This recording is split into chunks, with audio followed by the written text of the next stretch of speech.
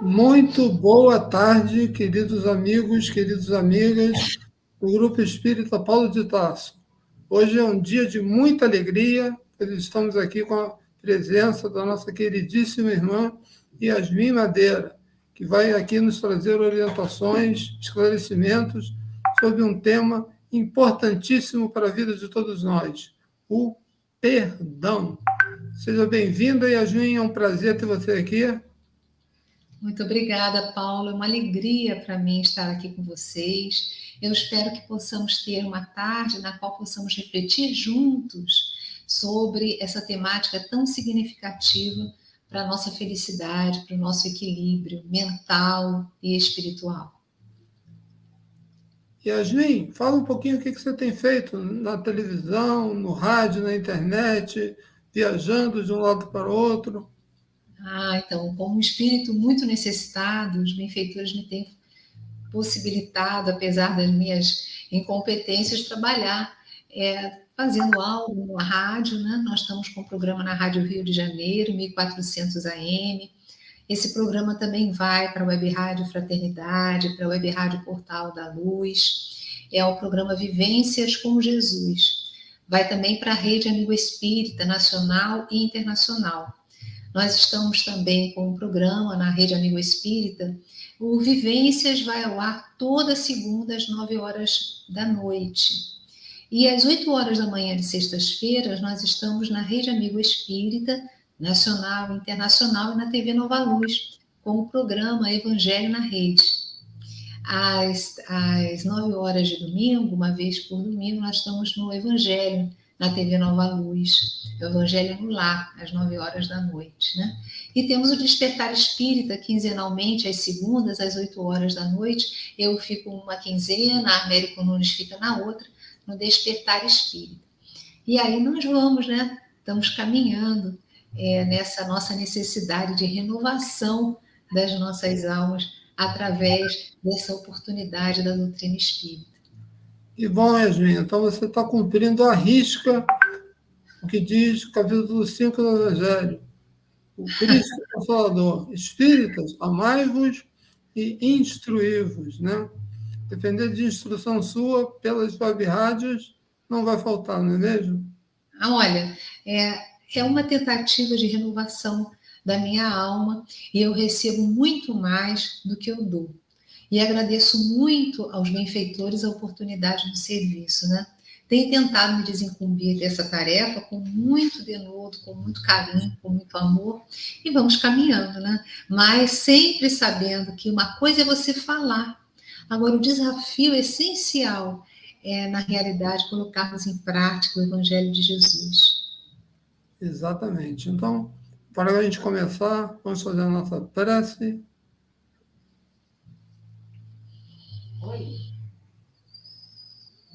Pai amado, querido Mestre Jesus, mentor Paulo de Tarso, desse grupo que se reúne agora, abençoa abundantemente a nossa convidada, a nossa irmã Yasmin Madeira, para que ela possa ser abundantemente inspirada na tarde de hoje, ao tratar do assunto do perdão. Que os espíritos de luz enviados por Ti, Senhor, pela espiritualidade maior, possam estar conosco, em nossas mentes e nossos corações. E que todos aqueles que estão ligados agora online, ou que posteriormente vão ver esse vídeo gravado de manhã, de tarde ou de noite no YouTube, também possam se sentir abençoados e envolvidos por essa energia de amor, de paz e de harmonia. E é nessa certeza que pedimos a devida permissão e a proteção para darmos início à nossa disposição da tarde de hoje, dando todos juntos, graças a Deus. Querido Yasmin, sobre o perdão, a palavra é sua. Muito obrigada. Quando Jesus nos fala através das recordações de Pedro, que ficaram registradas nos evangelhos, que nós devemos perdoar não apenas 7, mas 70 vezes, 70 vezes, 7 vezes. Em realidade, nós começamos a perceber que Jesus, como psicoterapeuta, nos recomenda a atitude do perdão. E mais do que uma atitude, ele nos recomenda que consigamos levar para o nosso dia a dia esse modelo vivencial. Temos aí Mateus, capítulo 18, versículos 21 e 22, que a está colocando aí na nossa tela. Então Pedro aproximou-se de Jesus e perguntou: Senhor, quantas vezes deverei perdoar a meu irmão quando ele pecar contra mim? Até 7 vezes? Respondeu-lhe Jesus. Então, eu digo a você, não até 7, mas 70 vezes, 7 vezes. E aí, nós começamos a nos perguntar o que podemos fazer para conseguir chegar ao perdão. Existe uma terapeuta, Robin Kassarjian. Ela escreveu um livro do perdão e é bastante interessante que ela começa a análise dizendo o que o perdão não é. Eu recomendo a leitura, é um livro de fácil leitura e aborda de uma forma muito interessante essa questão. Porque as pessoas muitas vezes me vinham falar depois das palestras: Yasmin, eu não tenho como perdoar. Mas por quê? Porque a pessoa que me maltratou já desencarnou. E aí nós conversávamos que o perdão é algo íntimo e pessoal. Você não precisa mandar nenhuma carta para a pessoa, nenhum e-mail, melhor dizendo, nos tempos atuais, para explicar que você a perdoou. Porque, na realidade, o perdão, ele diz muito pouco do outro e fala muito mais de você. Na realidade, o perdoar também não é você fingir que as coisas estão bem, quando elas não estão. Então, é necessário nós identificarmos que existem comportamentos, existem modelos existenciais, existem atitudes, existem formas de ser que nos agridem, que nos ferem. E nós não precisamos nos utilizar da ideia de que o perdão nos obriga a aceitarmos tudo o que o outro tem a nos dar, ou a aceitarmos quaisquer tipos de tratamento. Na realidade, você pode perdoar, mas colocar para a pessoa: quando você age dessa ou daquela forma, eu me sinto assim. Você pode perdoar, ou seja, não atrelar mágoas e desejos de vingança no seu coração, mas você pode dar limites e até afastar-se de forma segura, dependendo da situação, da pessoa e mesmo assim perdoar. Então, perdoar não é colocar situações debaixo do tapete, não é fingir que não estamos tristes com o comportamento do outro. Mas então, o que vem a ser perdoar? Essa é a grande questão que nós desejamos abordar agora com vocês e explicando que nós estamos ao vivo, né, Paulo? E que quaisquer perguntas ou depoimentos serão sempre muito bem-vindos, porque vocês poderão construir conosco essa palestra. Então, o que vem a ser verdadeiramente o perdão? Será o perdão você esquecer a ofensa? E aí, esse esquecer, nós precisamos relativizar. Por quê? Porque não existe ainda sabão que possa nos desvincular da memória. Então, é muito difícil nós alijarmos da memória determinados eventos. Então, na realidade, o perdão seria o quê? Seria você dissolver aquela energia pesada ligada àquela situação, ligada àquela pessoa. Mas como nós podemos dissolver essa energia ligada àquela pessoa, àquela circunstância? Nós dissolvemos ao longo da caminhada, inicialmente com um real desejo, percebendo que realmente o perdão é importantíssimo para a nossa saúde física, para a nossa saúde mental. Avaliar pedras, né, e mobilizar, manter essas labaredas da mágoa e da angústia, só fazem mal a nós mesmos. Afinal de contas, existem leis reguladoras do universo. Tudo aquilo que nós fazemos, tudo aquilo que nós semeamos, nós haveremos de colher. Então, aquele que errou para conosco haverá de resgatar aquilo que fez, não apenas sofrendo muitas vezes situações semelhantes, mas refazendo caminhos, ajudando aqueles que, junto com a mesma situação que nós passamos, tiveram dificuldades. Então, meus irmãos, não tem a ver com o outro, porque o outro vai arcar com as consequências dos seus erros, dos seus equívocos, ou melhor, da sua semeadura, seja ela boa ou não. E nós, igualmente, haveremos de arcar. E quando sofremos as injunções, certamente estávamos arcando com as consequências de atitudes lá atrás. Porque nada ocorre por acaso e porque Deus nos deseja o melhor bem. Se é permitido que alguma situação difícil nos ocorra, há uma razão de aprendizagem e há um porquê, além de um porquê, há um para quê. Qual o objetivo? Que aprendizagem aquela situação me pode trazer? Yasmin? Pode falar, querido. 2 perguntas, uma de cada vez, podemos? Pode sim. Perdoar vem do latim perdonare, que é amar mais, né? Quando Jesus falou, amai os vossos inimigos, ele estava aconselhando a perdoar, a amar mais?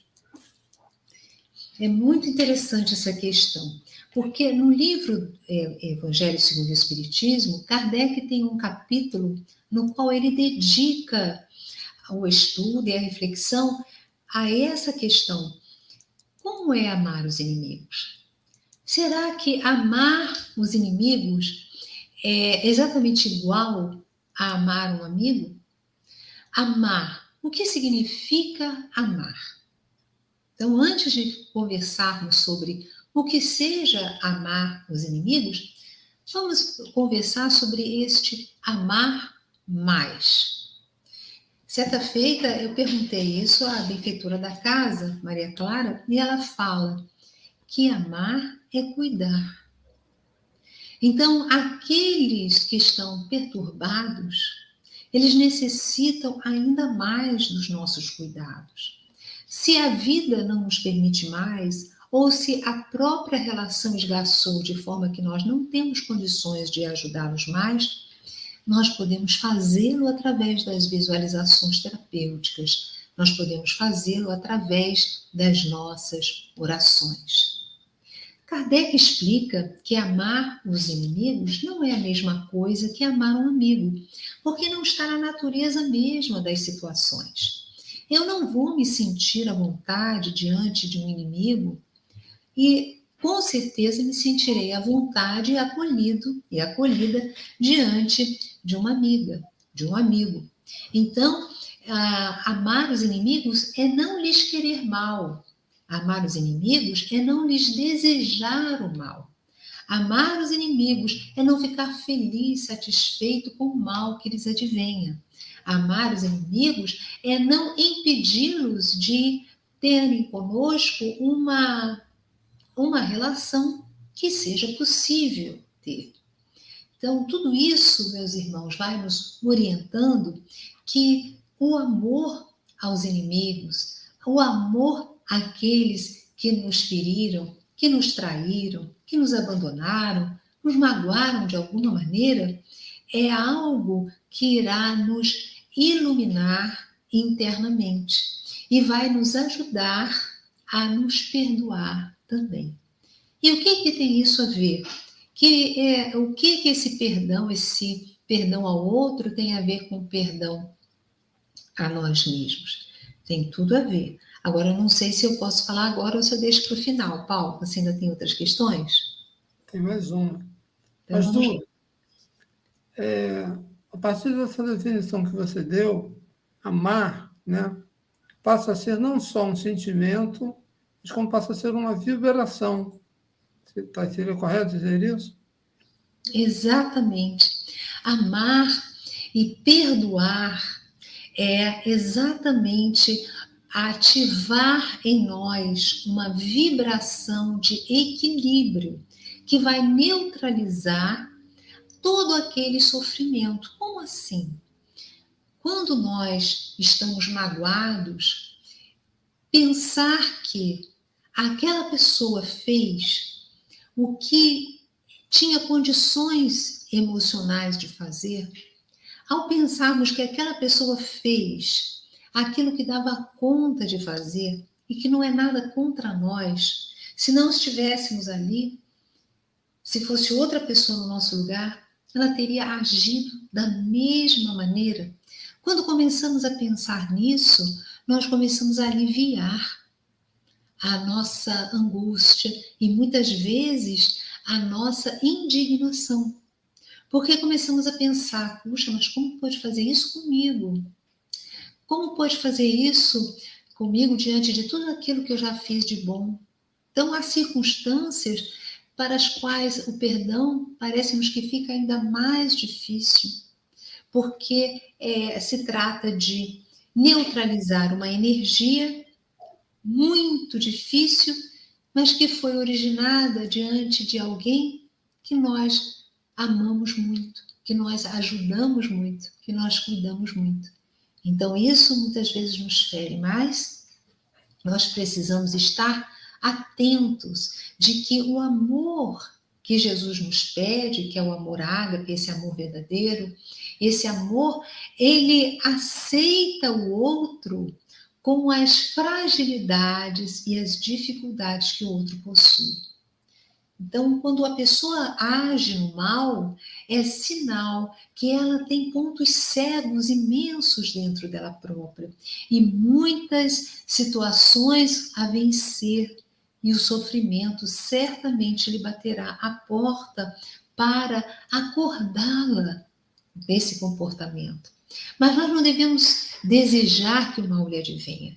Nós oramos, pedimos a Deus por ela e podemos até mesmo continuar ao lado dessa pessoa, mantendo muitas vezes uma distância segura, observando o comportamento da pessoa, não fingindo que está tudo bem, não aceitando quaisquer atitudes, mas nos colocando com equilíbrio, porque nós não podemos, não temos condições de permitir que o outro defina o nosso comportamento.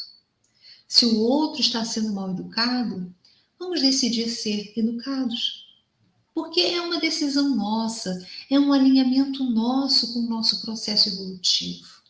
É o nosso alinhamento com Deus e com as leis divinas. Se o outro ainda não deseja isso, eu não preciso agir como ele ou como ela. Eu posso ter a minha decisão. Muitas vezes você pode perdoar e decidir que não quer mais ter o mesmo nível de relacionamento que tinha antes. E você tem todo o direito de fazer isso. Mas que seja essa uma decisão pautada na harmonia, no equilíbrio, sem desejar que o outro se dê mal. Então vamos tratar essa situação dentro de nós. Mas continua, Paulo, tem mais alguma questão? Yasmin, a tua resposta, e veio outra pergunta. Muitas vezes a pessoa fala, mas logo você fez isso comigo, eu que te ajudei tanto. E aí a gente junta o capítulo do Evangelho, que fala, não saiba a vossa mão esquerda que dê a mão direita. E a pessoa cobra, né? Você não podia ter feito isso comigo, eu que te ajudei tanto, eu não te perdoo. Como é que você vê a junção desses dois? Então, nós precisamos perceber o seguinte: muitas vezes nós fazemos uma fantasia a respeito das pessoas que estão ao nosso derredor. Quando nós agimos no bem, nesse amor ágape, nós fazemos o bem, mas não desejamos que o outro seja uma pessoa madura a ponto de agir conosco como nós agimos com ele ou com ela. Então, é muito interessante nós observarmos isso. Vamos fazer o bem, porque o bem que nós fazemos é uma libertação para nós mesmos. Esse bem que nós realizamos é algo que nos faz bem, é uma dádiva divina. Quando eu faço bem, eu recebo imediatamente energias de luz que brotam de dentro para fora. É da lei, é a lei do amor em ação. Fazer o bem é o nosso destino. Nós só cumprimos as leis divinas quando fazemos o bem.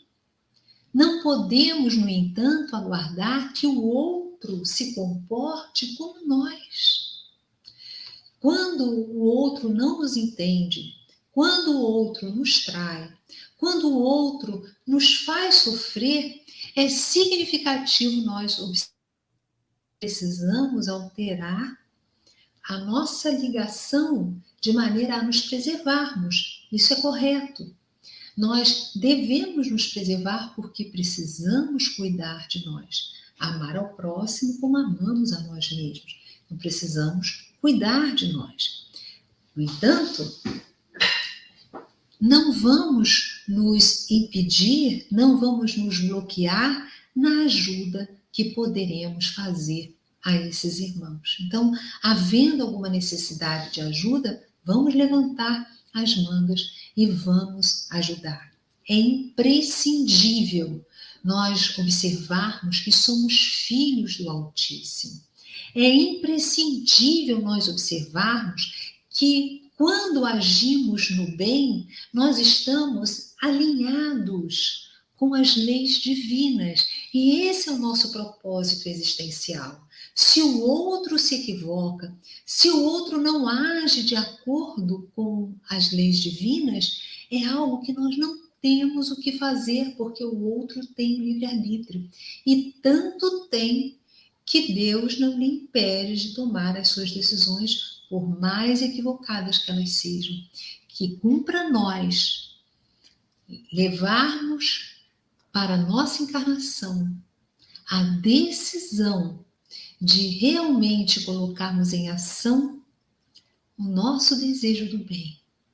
Fazermos as escolhas pautadas no amor divino e nas suas sagradas leis, sem interesse outro que não seja o de realizarmos a bondade, a lei de justiça, a lei de amor, a lei de caridade. Então, observemos como nós estamos andando nesse mundo. Mas ainda há um outro ponto que nós precisamos observar, meus irmãos. Em realidade, todos nós que aqui nos encontramos somos seres provindos de várias experiências, de várias tentativas na afirmação do bem. Fomos criados simples e ignorantes. Alguns de nós já conseguimos, por sermos irmãos mais velhos, porque Deus sempre está criando, então alguns somos mais velhos, outros mais novos, pelas experiências de anteriores encarnações, conseguimos ter autodomínio da palavra, conseguimos pensar, quando avaliamos os nossos interesses, pensar se aquele interesse está ferindo a equanimidade. Muitos até já conseguem alcançar esse raciocínio, mas não conseguem colocá-los emocionalmente em ação. Cada um de nós está em um patamar de maturidade espiritual. Então, meus irmãos queridos, quando nós estamos reencarnando, nós acabamos atraindo para nós pessoas e circunstâncias de acordo com as nossas necessidades evolutivas. Vejam bem, todos esses irmãos com quem convivemos são cartas vivas a nos cutucarem, poderíamos dizer assim, para agirmos de acordo com aquilo que realmente é significativo. Quando temos dificuldades com relação ao trabalho, à profissão, a recursos. Quando temos dificuldades relacionadas às questões emocionais, quando temos dificuldades relacionadas às questões da saúde física, mental e espiritual, em realidade, nós apenas estamos colhendo aquilo que plantamos. Quando nós temos situações desta forma que nos ferem, que nos magoam, quando nos sentimos traídos, quando circunstâncias difíceis acontecem conosco, elas são a reverberação das nossas escolhas lá atrás. Por isso, nós precisamos pensar que todo o perdão que estamos realizando com relação ao próximo, em realidade, é um auto-perdão, porque só passamos por aquelas circunstâncias que nós geramos lá atrás. E a forma pedagógica da existência, das leis criadas por Deus, é fazer com que nós sintamos na própria carne aquilo que fizemos os outros passarem.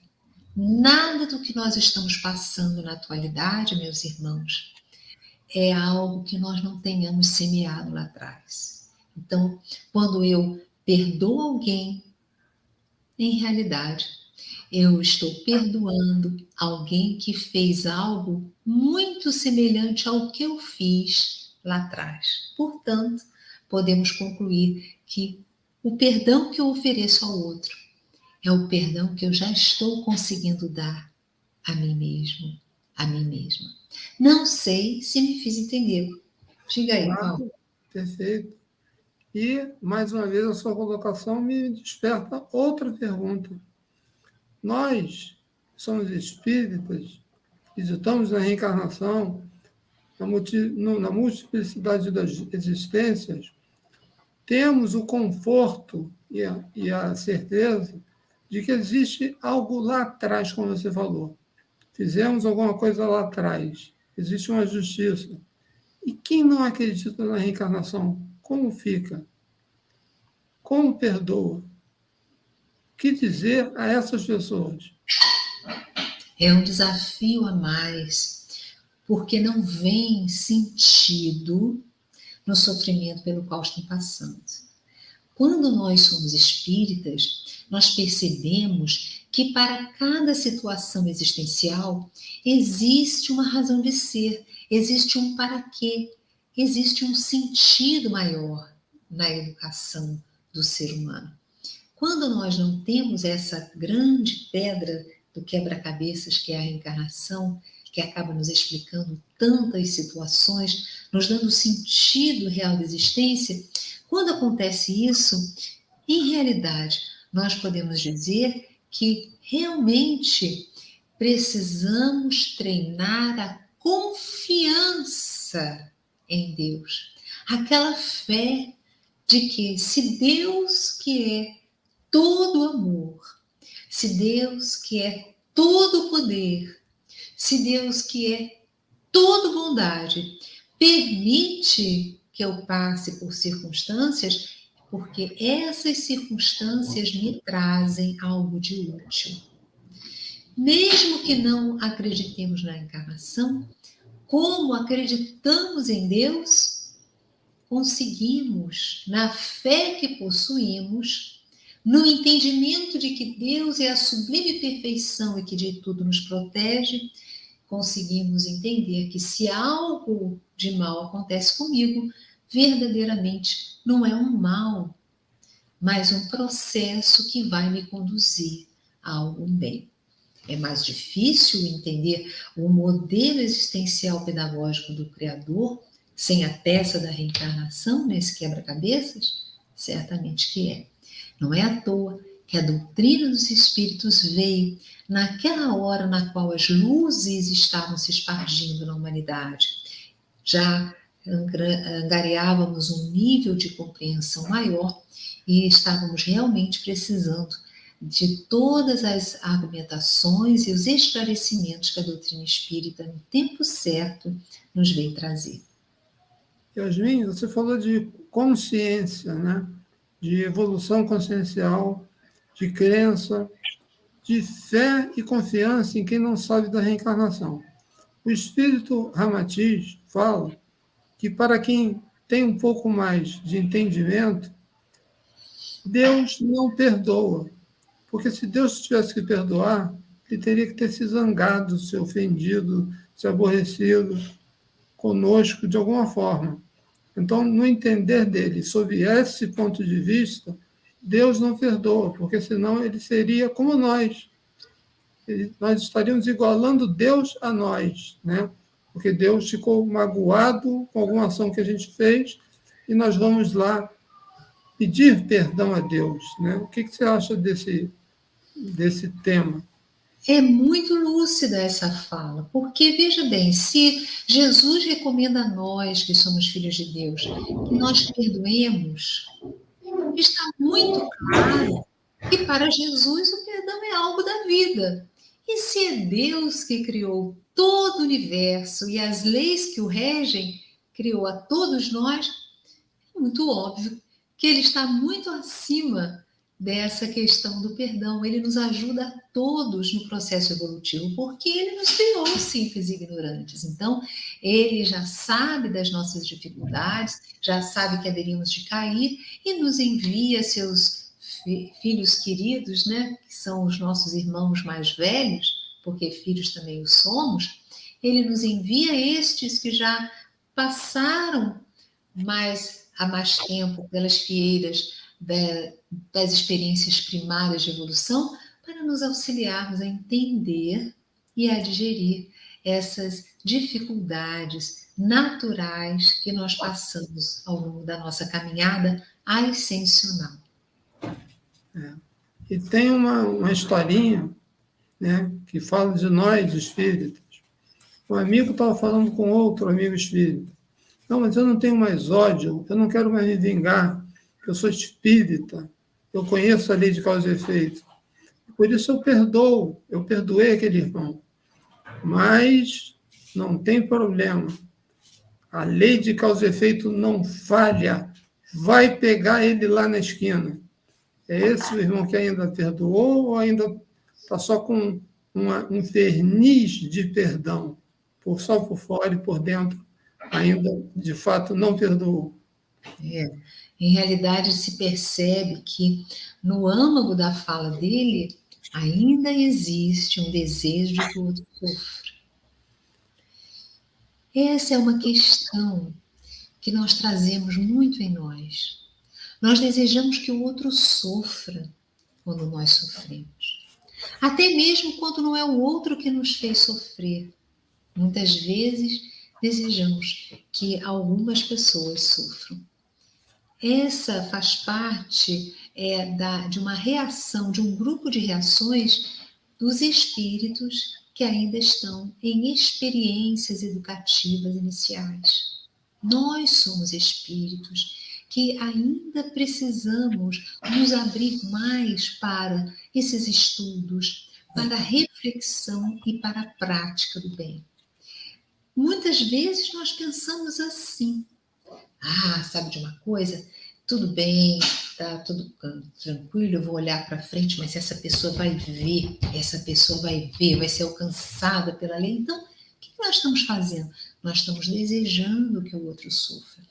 Allan Kardec nos fala isso no Amai os vossos inimigos. Amar os inimigos é não lhes desejar o mal.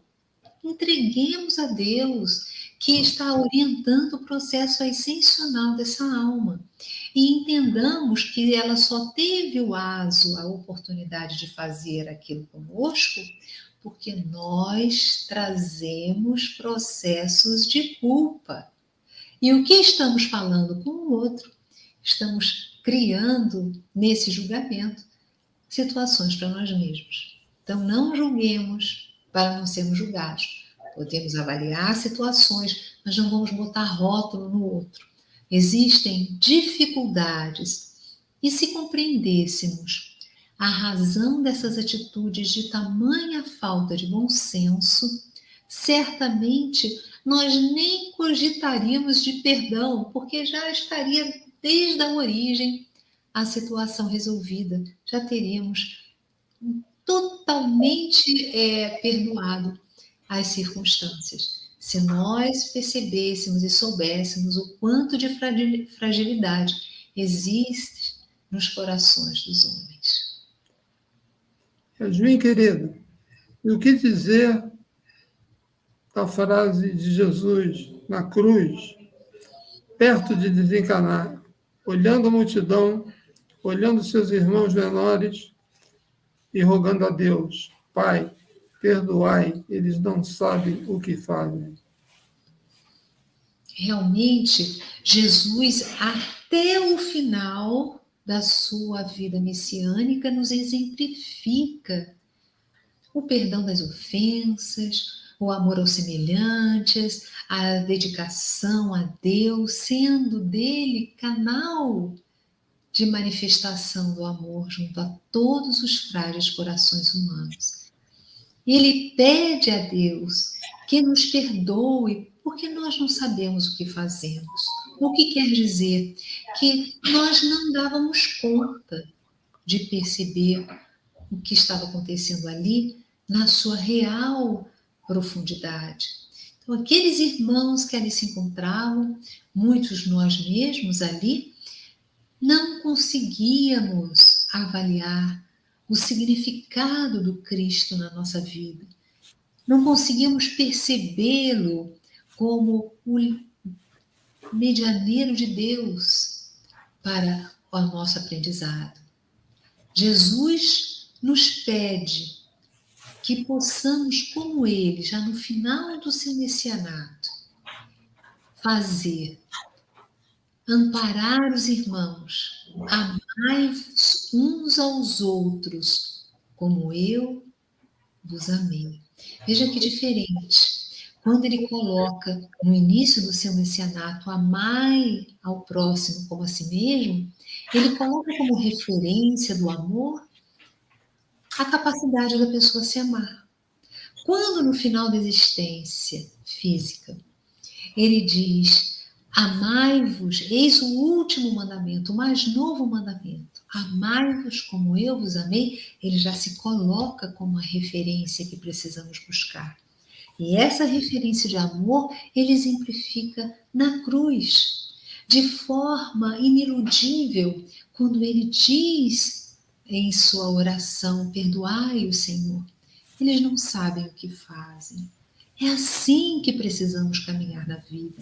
Não é permitir aos outros fazer o que queiram conosco, é colocar limites também, mas não trazermos aquelas energias da mágoa, do ressentimento que nos fazem sentir e ressentir milhares de vezes, enquanto a nossa mente fica vagando num looping, relembrando todos os acontecimentos que nos fizeram sofrer.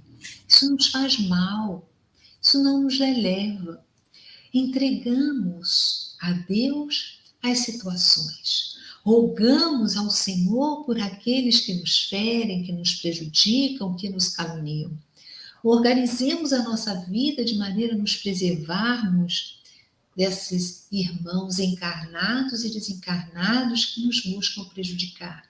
Mas, acima de tudo, limpemos o nosso centro cardíaco, observemos os nossos pensamentos para não acolhermos pensamentos de ódio, não acolhermos pensamentos de vingança, não acolhamos pensamentos de ressentimento, porque isso é o que verdadeiramente poderá nos fazer infelizes. Yasmin, querida, quando Jesus nos ensina a oração do Pai Nosso, ele fala: Pai, perdoai assim como nós perdoamos a quem nos tem ofendido. Ele está colocando em prática a lei de causa e efeito? Perdoai-nos, Senhor, assim como nós perdoamos aqueles que nos tenham ofendido. Jesus nos coloca que, à medida que nós perdoamos o outro, nós nos perdoamos a nós mesmos. Essa frase torna muito compreensível aquela reflexão que nós fizemos logo no início, que todo perdão, em realidade, é um auto-perdão. Perdoai-nos, Senhor. Então, quando nós infringimos as leis divinas, nós estamos infringindo as leis criadas por Deus. Então, precisamos pedir perdão a Ele, mas o resultado desse perdão que Deus nos dá permanente, porque Deus, como fala o nosso querido irmão Ramatiz, não perdoa porque não há nem necessidade de perdoar, já que Ele é o Criador de tudo e de todos, né? Mas quando nós falamos perdoai-nos, Senhor, assim como nós perdoamos, ou seja, nós verdadeiramente, no nosso sistema espiritual, nós só vamos angariar esse perdão, esse auto-perdão, quando nós conseguimos perdoar o outro. Porque o outro só teve o ensejo de nos ferir, porque está naquela vibração nossa daquilo que fizemos no pretérito. Nós fizemos, se não exatamente igual, mas muito parecido. Quando eu perdoo o outro, eu estou me perdoando. Perdoai-me, Senhor, assim como eu perdoo aqueles que me tenham ofendido. É, acima de tudo, a realidade acerca de que, quando estamos conseguindo perdoar, nós estamos alcançando o auto-perdão. Yasmin, a nossa querida mentora de Divaldo, Joana de Ângeles, nos fala muito da consciência culpada. Essa consciência culpada é fruto do não entendimento do perdão, além de outras coisas? Sim, porque a culpa, ela pode ser um excelente despertador, mas é uma péssima companhia. Já falava assim o nosso querido Luiz Antônio Mileco, que foi presidente da Sociedade Católica Espírita em Braille durante muitos anos, desencarnado há quase 30 anos, ou mais até. Isso é para nós refletirmos a respeito desta terrível companhia que é a culpa. Olha, meus irmãos, eu sou terapeuta e nós aprendemos em terapia algo que pode ser muito chocante no começo, mas ao longo dos anos a gente vai percebendo isso. Há um pano de fundo na culpa. O pano de fundo da culpa, quando ela se torna uma constante, é o orgulho. Aí poderá você dizer, mas como é que o pano de fundo da culpa é o orgulho? É porque nós julgamos que naquela época em que nos equivocamos, nós já tínhamos condições morais, emocionais e intelectuais para agir diferente. Mas se não agimos diferente, certamente nós estávamos em condições muito difíceis. Daí é importante nós observarmos o seguinte: se eu me equivoquei, foi o que eu pude fazer na época. Eu lamento, hoje eu não sou mais assim. Hoje eu já construí novos padrões. Hoje eu já consigo compreender melhor as circunstâncias. Eu já estou em outro nível de amadurecimento. Eu já sou uma outra pessoa. Eu lamento o que eu tenha feito. Mas na época era o que fazia sentido no meu raciocínio. Eu não conseguia expandir a minha consciência e ver o quanto eu estava sendo egoísta, o quanto eu estava pensando apenas em mim. Porque eu não tinha esse nível de reflexão que eu já tenho na atualidade. Então pensemos nisso e vamos parar com a culpa, porque é um grande elemento dentro do próprio cristianismo que nos fala muito alto a respeito de prosseguir, mesmo se equivocando, é Paulo de Tarso, este querido benfeitor da instituição que nos abriga agora para essas reflexões. Paulo de Tarso, me perdoem os companheiros, ele foi um assassino. Olha que forte. Olha que forte. Foi. Quantas crianças, quantos pais de família, quantas mães foram mortas em virtude daquele movimento criado por ele contra o cristianismo que iniciou-se com a morte de Estevão, que ele próprio armou no Sinédrio. Então, o que ele fez quando Jesus apareceu para ele nas portas da cidade de Damasco, lá no deserto?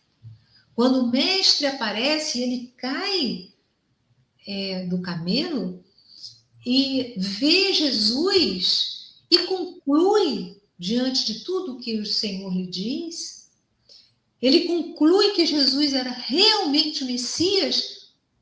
O que Paulo faz?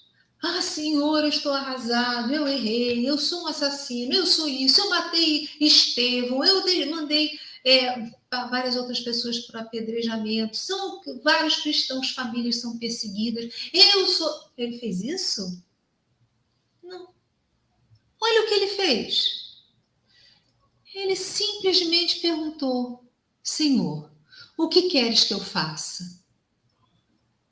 Que exemplo para nós. Olhando para frente, percebeu o erro, o terrível equívoco que ele cometeu, mas olha para frente.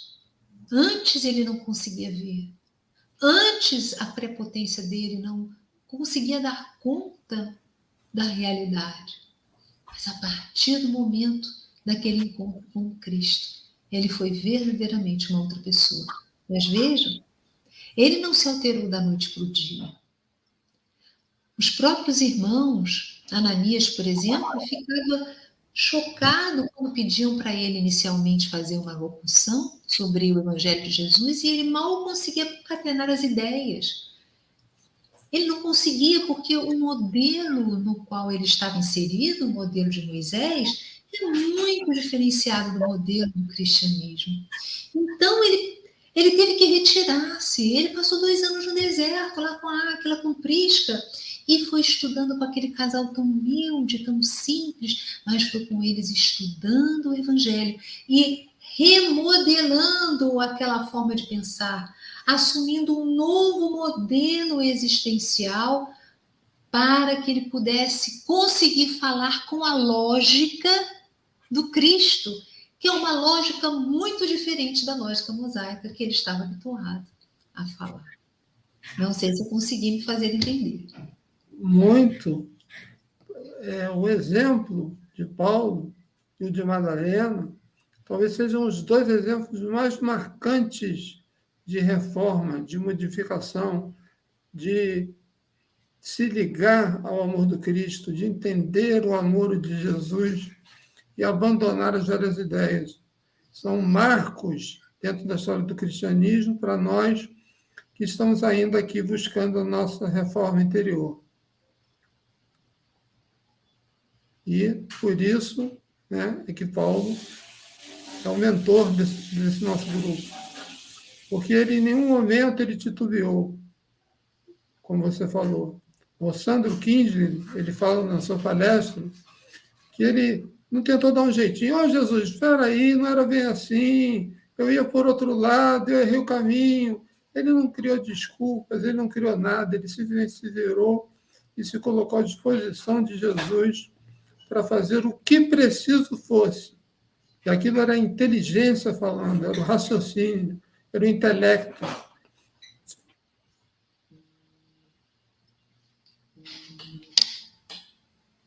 Coração puro, porque aqueles que têm um coração puro verão a Deus. Aqui Paulo foi começando a amansar o seu espírito feroz que ele tinha, de lutador, treinado no Sinédrio e lá nas disputas, para conseguir ser um pouco mais ameno, um pouco mais amoroso.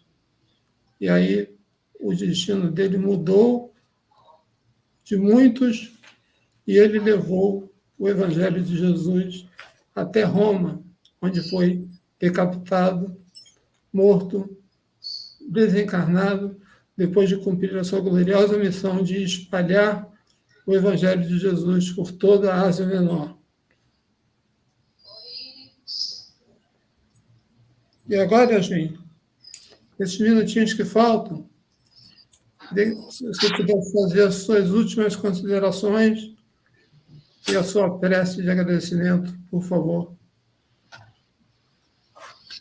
Eu agradeço imensamente a todos os companheiros que caminharam conosco nessas reflexões em torno do poder do perdão. Realmente o perdão, ele consegue maravilhas em nossa vida quando nós nos dispomos a olhar para frente, aprendermos com a situação, a entregarmos a Deus e tratarmos do nosso psiquismo, tratarmos do nosso corpo, realizando, acima de tudo, a caridade. O amor que dispensamos aos outros, o cuidado desinteressado renova a nossa vida. As leituras edificantes, a prece, as rogativas a Deus, tudo isso coopera para que, com o tempo, essa energia dolorosa da mágoa, do ressentimento, seja substituída pela força dos cuidados, pela força do amor. Então, vamos fazer a nossa oração, mas podemos, nesta hora sublime, nos sentirmos naquele lago de Genezaré, que de tão extenso era considerado o mar da Galileia. Nós podemos nos sentir ali, sabendo que o Senhor está sentado nas raízes altas de uma tamareira, alimenta a nós. E nós começamos a andar na direção do Cristo que se apresenta com os seus cabelos de época sobre os ombros, repartidos ao meio à moda dos nazarenos, com aqueles trajes próprios da época, e nós podemos nos sentir cada vez mais jovens à medida que nos achegamos a Jesus, até nos percebermos como uma criança com cerca de 5 anos de idade. Vamos para o colo de Jesus. E o Mestre, que nos aconchega com infinito carinho, coloca as suas mãos de luz sobre o nosso tórax e vai neutralizando pouco a pouco as energias da mágoa, as energias da tristeza, as energias da decepção, as energias do ressentimento. E à medida que essas energias se dissipam sob o contato do Cristo, nós podemos agradecer assim. Jesus, Senhor das nossas almas, pastor querido, nós aqui nos encontramos agradecidos pelas inspirações que a doutrina espírita nos traz acerca da renovação da nossa alma através do perdão e do auto-perdão. Sê conosco, Jesus amado, pois desejamos nos integrar às leis cósmicas que nos orientam a entregarmos aqueles que nos ferem aos cuidados de Jesus.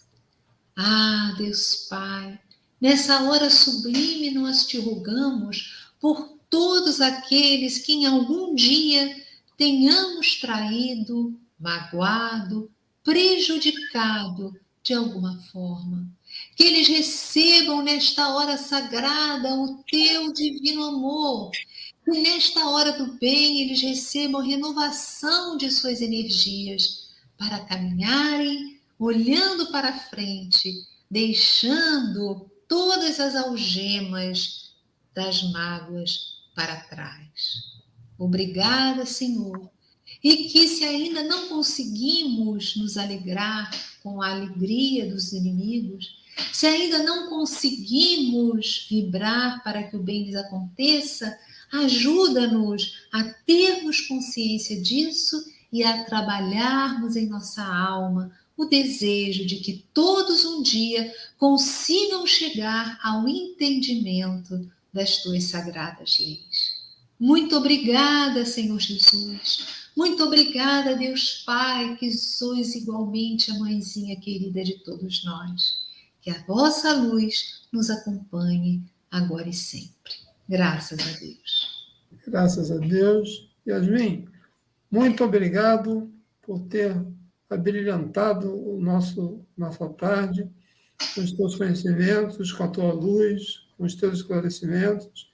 Que Jesus te ampare e te abençoe nessa caminhada e que você continue esclarecendo mentes e corações. Fique em paz. Muito obrigado. Muito obrigada, Paulo. Obrigada a todos que estiveram aqui conosco. Graças a Deus. Graças a Deus.